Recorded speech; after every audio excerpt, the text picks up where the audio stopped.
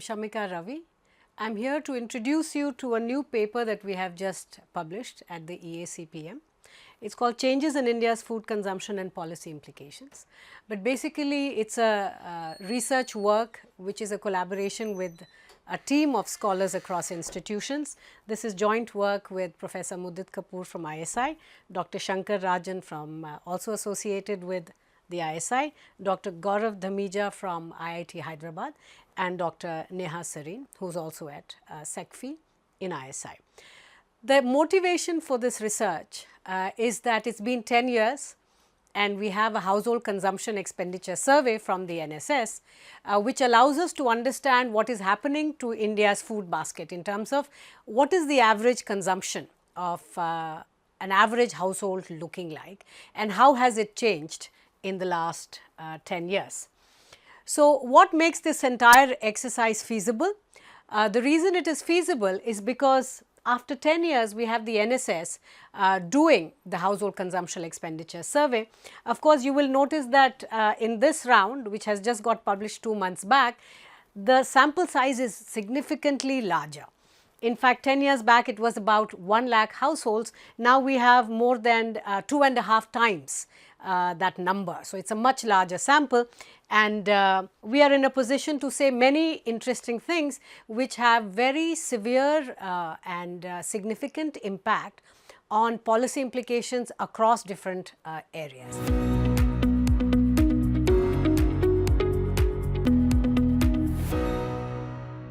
So, let us start with what is happening to the MPCE, which is monthly per capita consumption expenditure of a household. What you will notice here is that the grey dots are for 10 years back, so that is 2011-12, and the red dots are for the latest number, which is 22-23, which just got published. You are going to see that there is more than a doubling almost everywhere of the monthly per capita consumption expenditure. So, it is just telling you that households in India are spending per month per capita, which means taking into effect the family size, right. So, this is an average person. There has been a major increase in rural areas across all states of India. Of course, some states like Sikkim, states like Goa, Delhi, etc. have seen major changes, but you are also seeing Tamil Nadu, Kerala, you are seeing places like Punjab, you are seeing Jammu Kashmir, and this is of course for rural households, major increase in the monthly per capita expenditure across these 10 years. If you look at the urban households, it has gone from 2,630 rupee per person to 6,459 rupees. So, that is a very major increase at the average level, and again across all states of the country and the union territories, and of course, some of the biggest increases are also happening in relatively smaller places like again Sikkim, Goa, you are seeing Arunachal. The northeast has seen a very major increase in the consumption expenditure.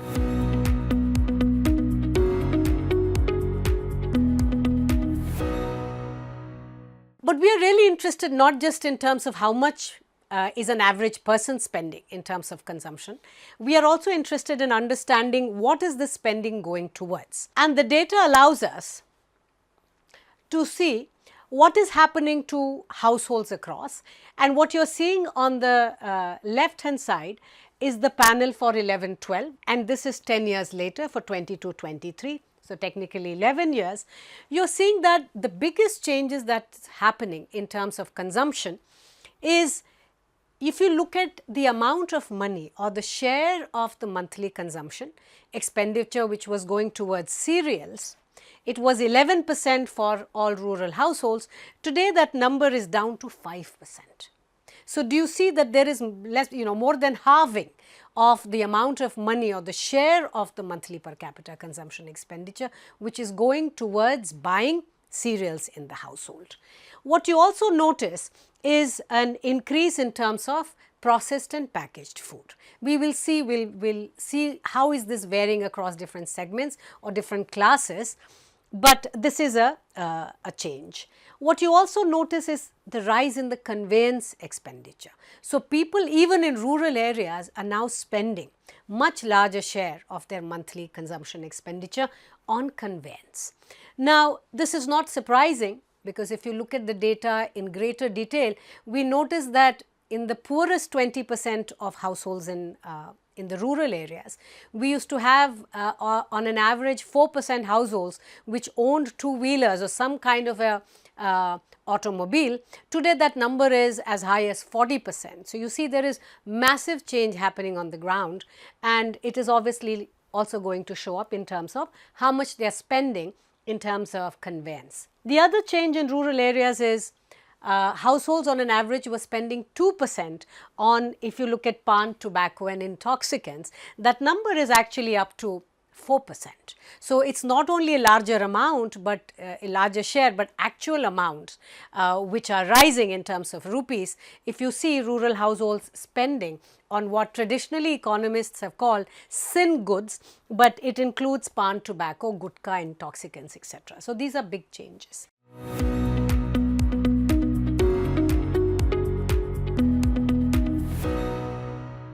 In terms of urban households, the changes look very similar. Of course, the magnitude is just a bit different.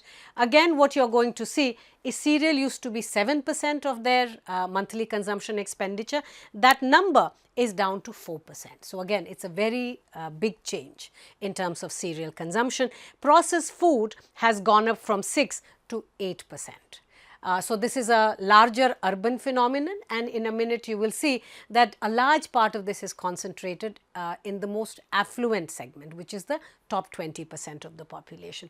But again, conveyance is increasing from 7 to 9%. So, please note that not only is the monthly consumption expenditure growing over time, but a larger share of that is going towards conveyance. And if you notice, there is of course change in terms of rental spending, etc. So, there are fascinating new insights we are getting in terms of the average quality of life, the kind of things they spend on a monthly basis.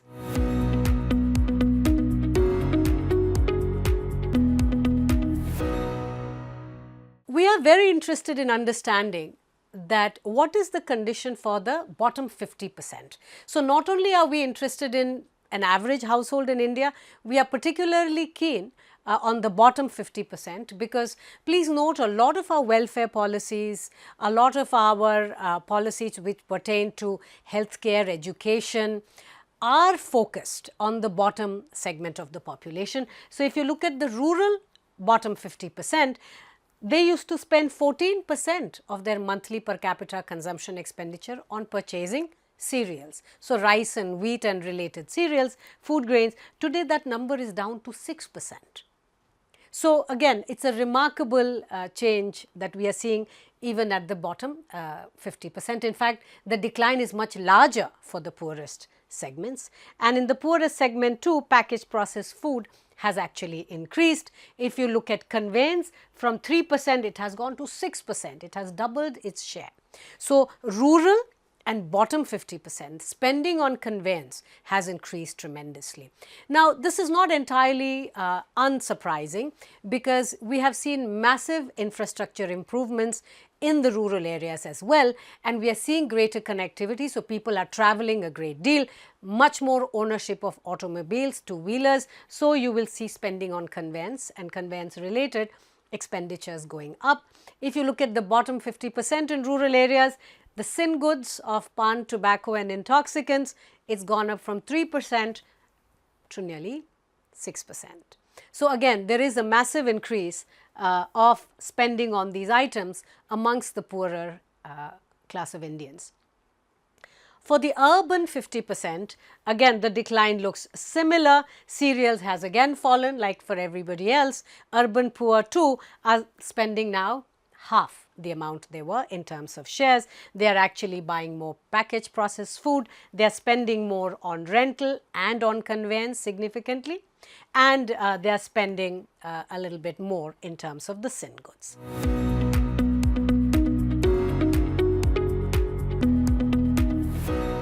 Going beyond the spending, You know, the NSS survey that is conducted by MOSPI is one of the best surveys globally.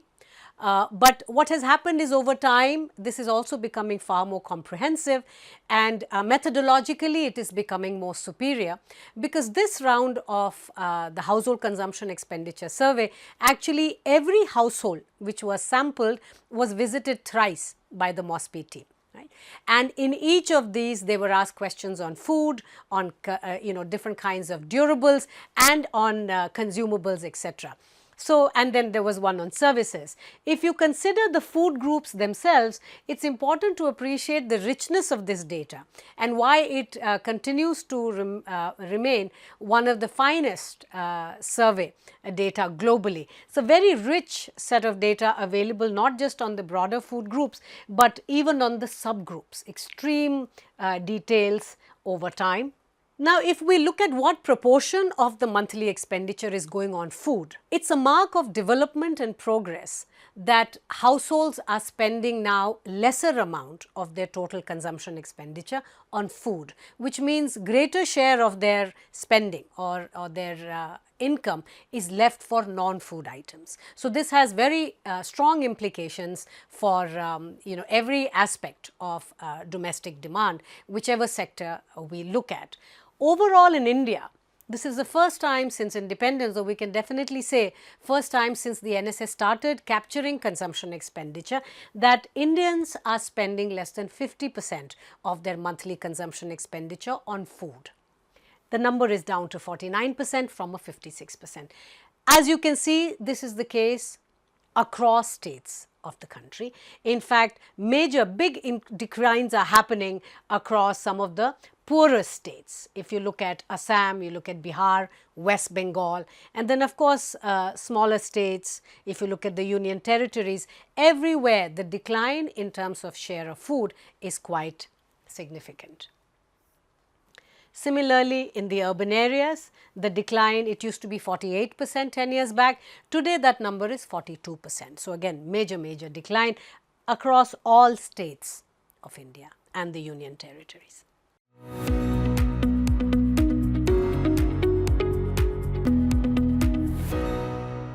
Now, we are interested for sake of welfare, for sake of many of our other distribution policies, what is happening to the bottom 20% of the population. So, in some sense the most fragile segment of India's population.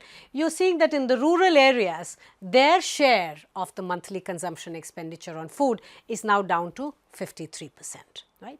And again, if you see, some of the biggest declines are happening in places like Tamil Nadu, it is happening in Madhya Pradesh, it is happening in Andhra, Uttar Pradesh, very big declines happening in the northeast part of India, again even in terms of the union territories. So, this is a pan-India story.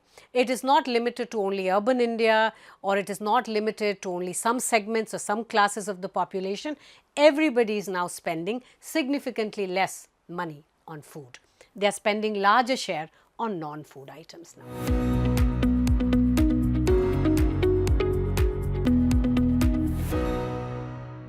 Now, it is also interesting to understand what is happening across quintile groups, right. The rich and the poor do not consume similarly, even in terms of the food.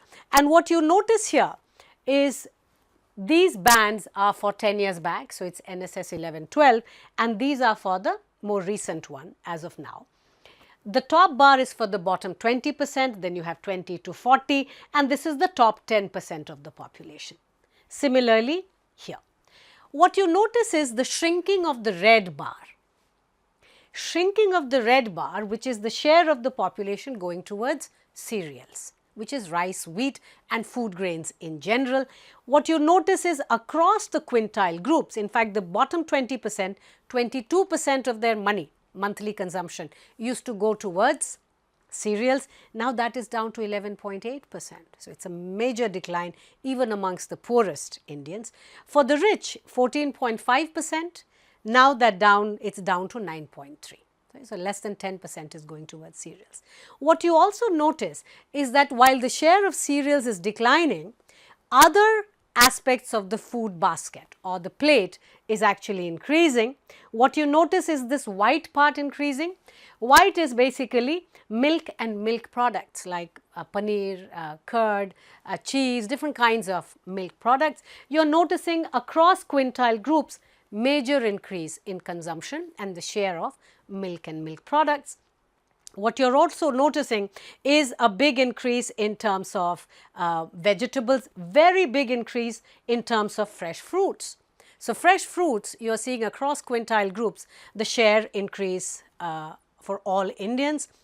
A bit worrying and yet not surprising is what is happening to processed food.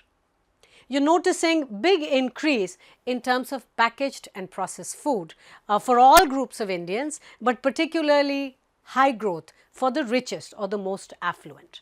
That was for rural, urban looks the same. In fact, if anything, the top 10% of urban Indians are now spending less than 8% on consuming cereals, and they are spending 27% and above on packaged and processed food. So, what you are seeing is this big increase in packaged and processed food is not surprising, partly because with economic development, with growth, with mobility, you are going to see a great deal of value addition, a great deal of processing that happens to food items, which increases its shelf life, which increases its transportability and just the quality and nature of these different food items. But along with it, we also have certain things that we should be worried about, because a lot of packaged processed food also tend to be junk food. And the fact that it is increasing for the top 10% in urban India and by quite a magnitude is not entirely surprising. We need to now look at each element of this separately, right. For instance, bread, or for that matter kurkure, or different kinds of packaged chips, etc., will have very different nutritional impact than if we were to have different kinds of breads which are getting transferred across, or different kinds of dehydrated fruits, for instance, packaged vegetables. It could also be eating out. Because we are seeing, particularly post pandemic, there is a culture of eating out or ordering in, and they will all fall within the purview or the group of processed and packaged food.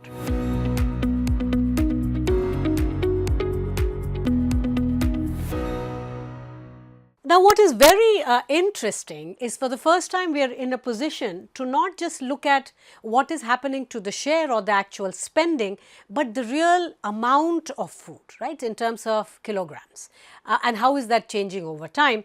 This entire analysis is first to show that what percentage or what proportion of Indians in different quintile groups ate fresh fruits in rural India. And what happened 10 years later? You will see that across all the quintile groups, from the poorest to the richest, everyone is consuming more fresh fruits now. The average used to be 63%, that number is above 90% now. So, more than 90% of Indians across quintile groups are consuming fresh fruits in rural India. Right. So, that is quite a magnitude in terms of an increase, and this is telling you in terms of actual kilogram per person. So, in rural India, an average person used to consume 1.9 kilogram of fresh fruits in a month. That number has gone up significantly to around 2.7 kilogram, right.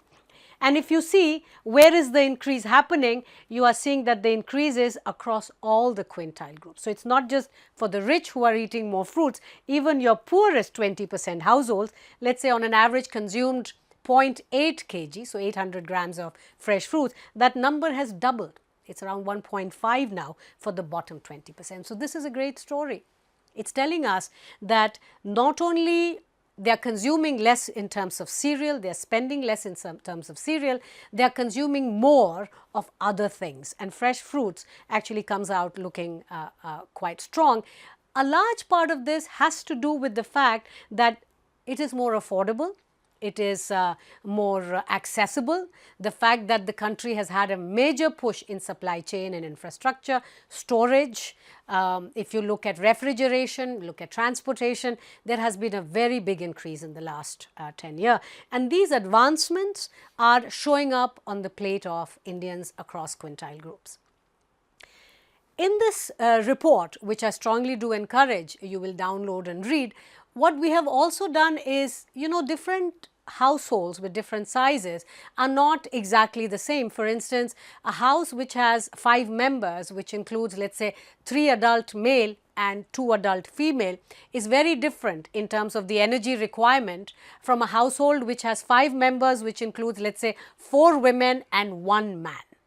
Right, because the energy requirements are very different, and in the health and nutrition space, there is a concept of adult female equivalent, which makes these different households comparable. So, in some sense, what we are showing you is a real increase, right, having managed to take control of these variations across households. You are seeing very significant increase happen in the last 10 years for everyone in the country. Urban households exactly the same. Now we have more than 94% urban Indians who are consuming fresh fruits, and this is across quintile groups, 2.7 kilos. Now they are consuming 3.5 kilo on an average. So you see, the story is not just for rural or urban; it's for everyone. If you want to just, and I am giving you a very small snapshot, of course, the report is far richer. If you want to look at the states across regions, what do you see? That over time, this is the increase from 63.8 to 90.3. The northern region has seen a major increase in fresh fruit consumption. There has also been a major increase in the central part of India. Look at the east. The eastern part has had one of the biggest increases, not surprisingly, because the major push in terms of supply chain has also been in the relatively more remote and less developed parts of the country. Look at Northeast. Northeast has had one of the most remarkable improvements in infrastructure and supply chain. Just look at the average rising for all states of the country. In the Northeast, Tripura, Sikkim, Arunachal, Manipur, Meghalaya, Mizoram, Assam, Nagaland, everyone has had a major increase in the proportion of households which are consuming more fresh fruits, and also more in terms of quantity. The western part of the country has also had a big increase, and the south, of course, has also shown. So, again, just to reiterate the point that this is not a story which is driven by urban, so just the city, or by a few states of the country. This is a pan-India story. This cuts across all regions, and it's a great outcome. It's one of those fundamental measures of improvements in the quality of life of an average citizen of a fast-growing country. Same story for milk products. You are seeing from 80% households that consumed milk and milk products. In fact, the bottom 20%, less than 65% consumed some milk and milk product 10 years back. That number is up to 86%, right? And on an average, it is around 92% that are consuming fruit, milk and milk product. If you look at the bottom, around 2.2 kilogram per person, that number has increased to 3.2 kilograms. So, this is a massive increase in terms of just the amount of milk and milk product that even the poorest households in India are consuming. If you look at eggs, fish and meat, and please note I am talking about perishable goods, I am talking about goods that require a certain amount of storage and refrigeration facilities, and therefore the story of the supply chain becoming stronger. Fish, meat, eggs, you are again seeing from 64% to more than 80% are now consuming this, and even the poorest 20%, 79% are reporting consuming this, and the amount has also increased significantly.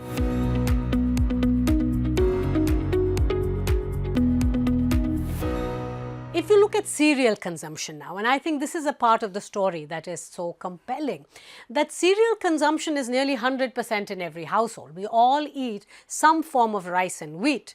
The point is that across quintile groups, meaning poor, rich, whichever consumption class we look at, and across all states, the consumption of cereal is going down. In fact, if you notice, 10 years back, an average person used to consume 10.8 kilogram of cereal on an average. That number is down to 8.7. So, you are seeing a 2 kg per month decline, which is a very big decline in terms of average consumption of cereals or food grains. Again, it is a story across the quintile group. In fact, the poorest people in rural areas as well as urban, the poorest used to consume 10.2 kilogram per person. That person's consumption is down to 8.1 kilogram.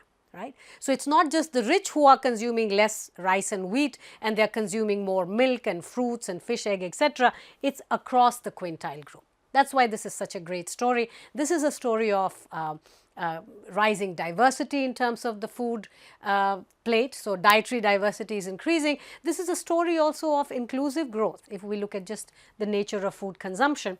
If you look at the scale for urban, again very similar. Right? Everyone's consuming less cereals and more of everything else.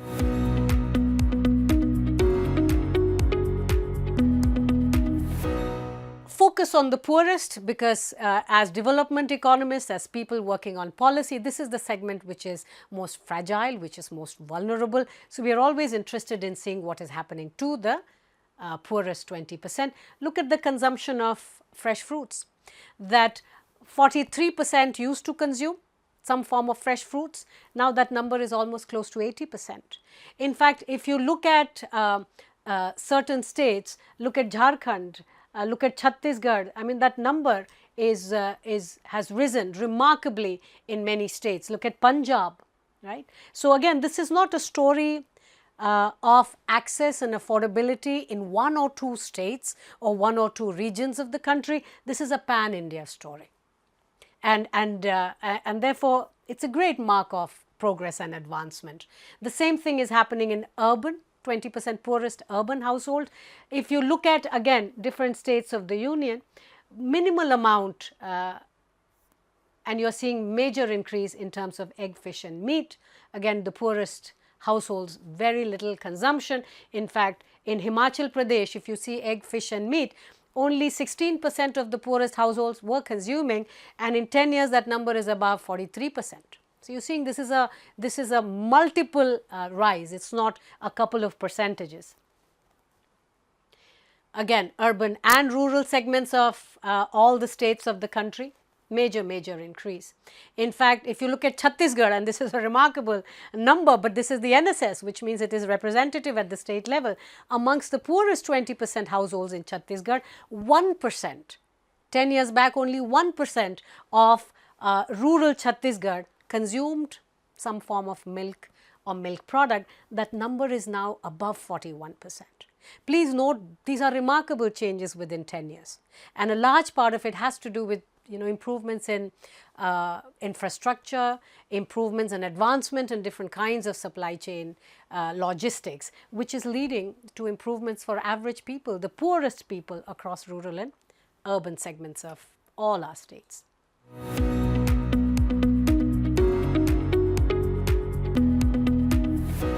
There is something more about food consumption that is important for us to understand. Over time, because we are an agricultural society, we have a very large number of people in rural areas. We also had, we used to have very large number of people below poverty line, even if you consider 10 years back. Seasonality in terms of consumption of food was very big. What is seasonality? Well, you consume certain food items in some months when it is locally available and it is affordable, and then in other months you didn't have access to it because it wasn't affordable or accessible. That seasonality, which captures month to month variations in consumption, is very significant across time, and how it has reduced. How it has reduced significantly is what I am going to show you, and this is again in terms of fresh fruits. This is 11-12, so 10 years back, this is a situation, the latest as in 22-23. 63.8% Indians are consuming fresh fruits, but just look at the variations over time. In the winter months, we had only 56% households which consumed fresh fruits. In the summer month, that number would rise all the way to 77% and above. So, you are seeing a great degree of seasonality, month to month seasonality in terms of consumption of fresh fruits, right, perishable, seasonal food items. Look at the number now, just look at the distribution. First of all, the average is 90%, so major jump in terms of consumption, but look at the month to month variation, minimal, right. So, the numbers are from 88.9, they are all around 90% really. So, this is again because of the advancements in terms of what is happening to infrastructure. This is also telling you that it is not just for one segment of the market, it is not just for a couple of states, it is not just for some regions of the country. The major advancements that we have had in infrastructure and supply chain has affected not just the amount of food we are eating, it has definitely improved the dietary diversity. So, we are eating more of everything, and this is the case with everyone in the society across all states and UTs, but we are eating things throughout the year, which means it is not seasonal. Seasonality has come down in a very big way. Does this matter? Yes, it matters. First, it is a mark of progress, but very importantly, we are also going to look at what are the health outcomes of this, because fresh fruits, milk, if you look at eggs, meat, etc., they all have micronutrients, right. We are going beyond now starch based diet, and we will in the next episode look at what are the health outcomes of that. But just the fact that there is this massive progress and advancement happening across the country is something we should all be extremely proud of. But first of all, I think it is very important for everyone to be familiar with the growing trend, with what is happening to an average household across the country.